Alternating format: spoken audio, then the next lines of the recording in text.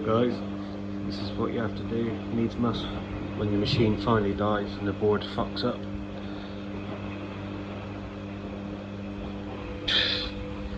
Mental using a variac. Multiple plugs. One for the heating element, one for the computer, which partially still works on the Hotpoint circulation pump.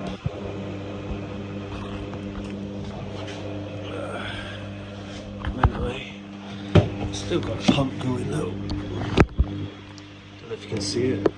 Let's actually stop the machine. There.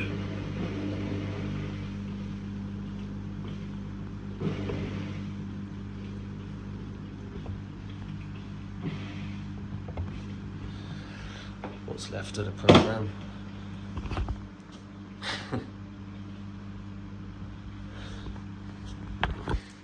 Done with fixing it, that. I'm waiting for the new one to arrive.